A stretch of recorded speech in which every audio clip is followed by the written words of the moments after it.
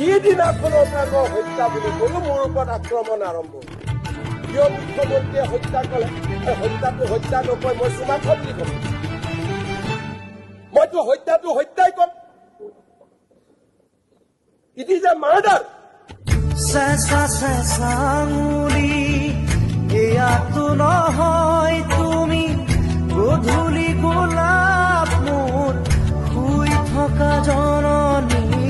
And will follow murder case. আৰু কোনে মাৰিছে তাকো আজি আমি অনুমোদন লৈছো। এজনে মাৰিছে, আনকেইজনে সহযোগিতা কৰিছে।